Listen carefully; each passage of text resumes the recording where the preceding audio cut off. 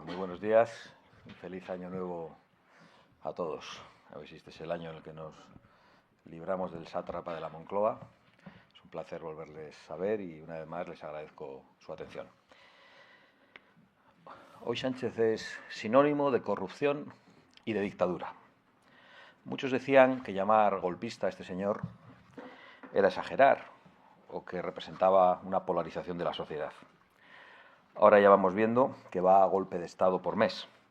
Pasa de enviar a unidades de élite de la Guardia Civil a detener a las víctimas de Paiporta, a legitimar las ofensas a los sentimientos religiosos, al rey o a la bandera, y ahora pretende ser inimputable con una ley para ser rey, que pretende cargarse la acusación popular con efectos retroactivos, para que tanto él como su señora, como su hermano, acaben siendo totalmente impunes, al igual que ya lo son los dirigentes socialistas indultados de manera subrepticia por el Tribunal Constitucional después de una inmensa corrupción en Andalucía.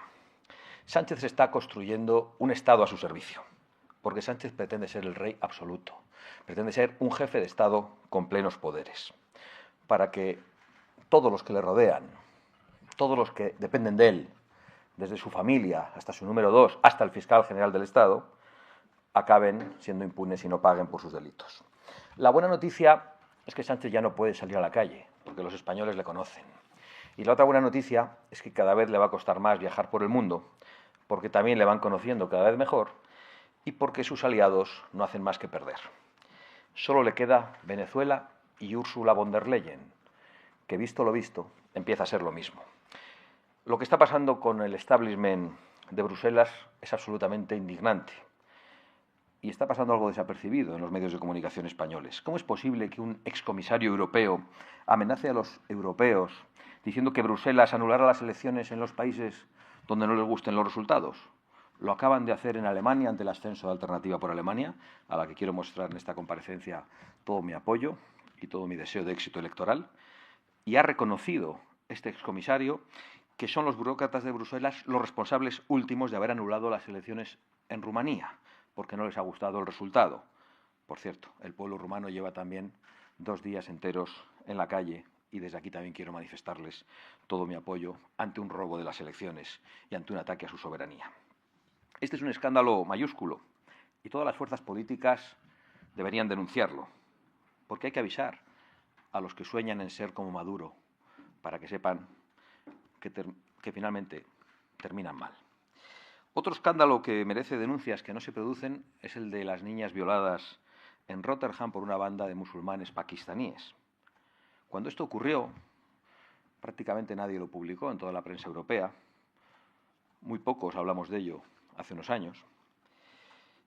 Pero cuando esto ocurrió, el Reino Unido estaba en la Unión Europea. ¿Dónde estaban las instituciones europeas para proteger a las niñas europeas en ese momento?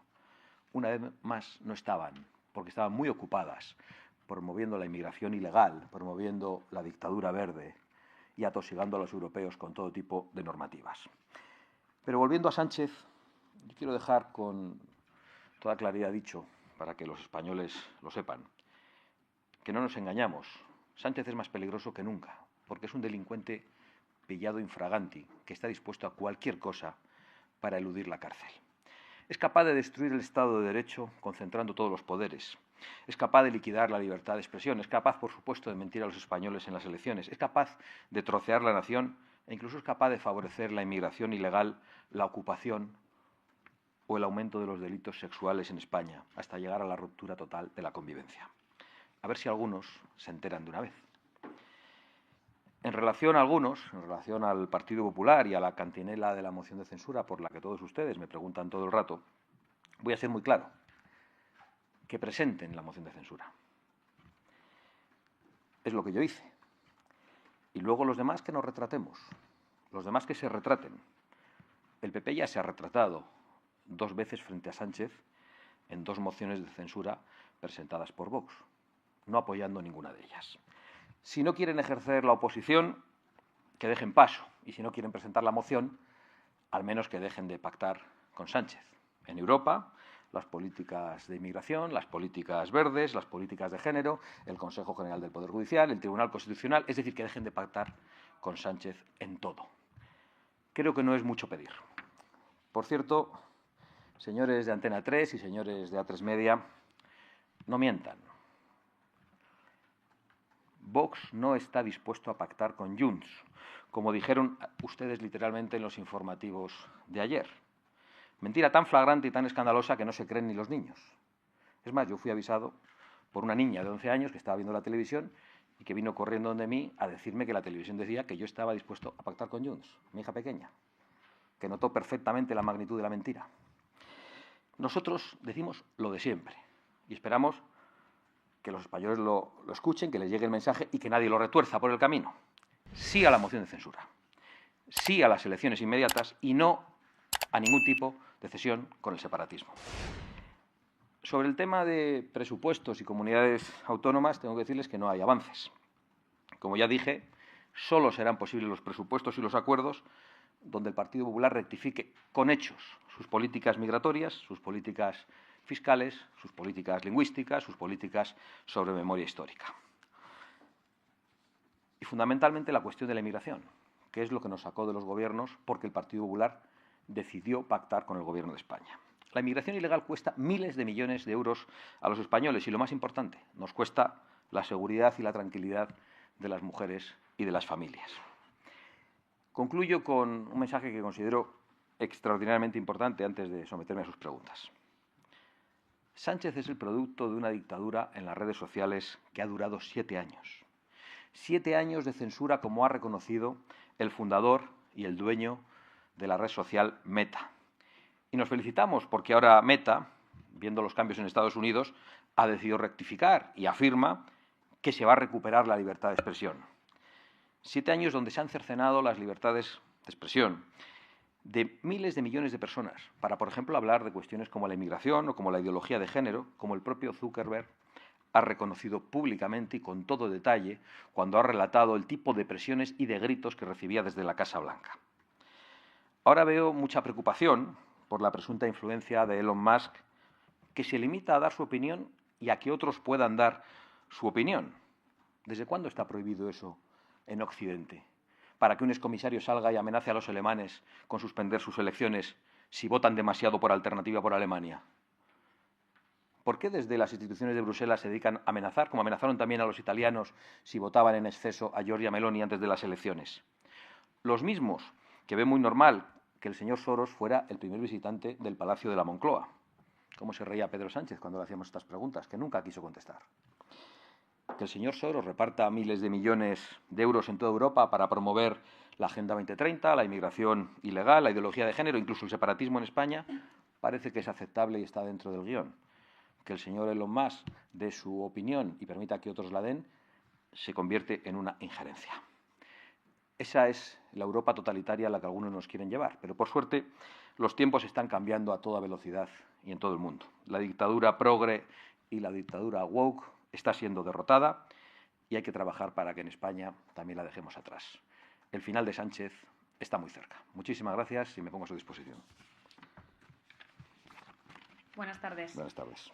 Yo le quería pedir una valoración sobre la propuesta de Yolanda Díaz de reducir la jornada laboral a 37 horas y media semanales. Gracias. Bueno, cuando dejen de matarse en el Gobierno, que espero que lo hagan a conciencia para que los españoles nos libremos del Gobierno, ya opinaremos nosotros.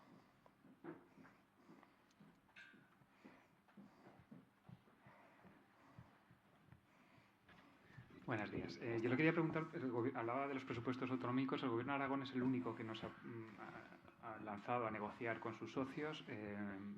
Quería saber qué valoración le merece, si ha mantenido algún contacto con Jorge Azcón sobre este asunto y cuáles serían sus peticiones para apoyar esas cuentas. Bueno, las peticiones son las mismas en todos los gobiernos regionales y es la rectificación expresa en política migratoria, entre otras cosas. Pero la cuestión que nos hizo salir de los gobiernos, el reparto de la inseguridad y la ruina en forma de menas repartidos por toda España, que es algo en lo que parece que el Partido Popular sigue R que R y no piensa rectificar, es lo que hizo que Vox tuviera que abandonar los gobiernos para ser leal con sus votantes. Si no hay una rectificación expresa, explícita y con hechos respecto a esas políticas, es que no tiene sentido ni siquiera ponerse a negociar. Por lo tanto, esperamos escuchar algo de ellos en este sentido.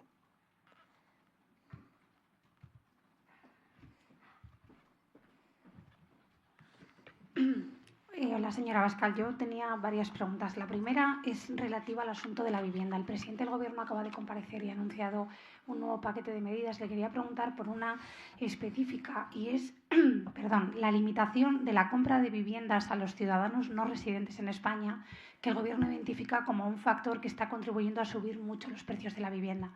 Quería saber su opinión. En segundo lugar, usted ha hablado mucho del panorama internacional, ha mencionado al final de su intervención a Elon Musk y ha considerado que, y le quiero preguntar si le parece que expresiones como preguntarle a los ciudadanos del Reino Unido si deberían librarse de la tiranía de su gobierno, el que eligieron en las urnas, le parece que es limitarse a dar su opinión y por qué considera que hay otro tipo de expresiones de opinión que sí son injerencias en el panorama internacional. Y luego, por último, le quería pedir una valoración sobre el último auto del juez del Tribunal Supremo que apunta directamente a la presidencia del Gobierno como actor clave en la revelación de secretos al imputar al fiscal general. Hace una mención expresa a la presidencia del Gobierno. Gracias. Bueno, empiezo por el final. A mí no me sorprende pensar que lo que hace el fiscal general del Estado o el número 2 del Partido Socialista o la señora del presidente del Gobierno o el hermano de Pedro Sánchez, que tuvo ayer estos días una comparecencia bochornosa en los tribunales, no sabiendo ni siquiera el lugar en el que trabajaba, que demuestra no solo la ignorancia del lugar en el que trabaja, demuestra la profunda chulería, el profundo sentimiento de impunidad que tienen, pues a mí no me sorprende nada. No me sorprende nada que todo lo que está ocurriendo tiene un señor X, que es el señor Sánchez. Todo viene de la Moncloa. La señora del presidente del Gobierno no hace negocios sin que su marido llame a las empresas para que sea recibida. El hermano de Sánchez no tiene un puesto de trabajo al que no tiene que ir sin ser el hermano de Sánchez. El señor Ábalos no puede actuar como parece que lo ha hecho sin ser el número 2 de Pedro Sánchez. Y el fiscal general del Estado, ¿de quién depende? Yo creo que es todo muy evidente. Por otra parte, yo no he sido el que ha hablado de injerencia de otros. Son ellos los que hablan de injerencia. Unas son opiniones y otras son reconocimientos explícitos. Unas son opiniones, la de Elon Musk, más o menos respetables, yo las respeto mucho y las comparto, porque creo que hay algo de tiranía en una sociedad que ha ocultado las violaciones masivas a niñas por parte de una banda de musulmanes pakistaníes, y otras son injerencias explícitas y reconocidas, que llevan a la suspensión de resultados electorales apabullantes, como en Rumanía, y se atreven a amenazar a los alemanes para que no voten alternativa por Alemania. Yo creo que es de una gravedad inmensa. En cuanto al último conejo en la chistera de Pedro Sánchez, yo solo voy a decir una cosa. Lleva gobernando 7 años. Desde que gobierna, la vivienda no ha hecho más que aumentar de precio. Desde que gobierna, las ocupaciones no han hecho más que aumentar.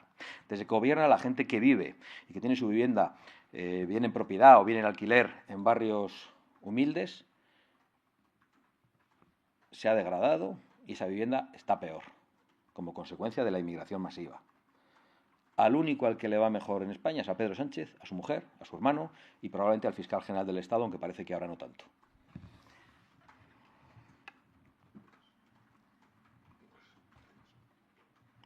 Bueno, muchas gracias a todos. Que tengan muy buen día.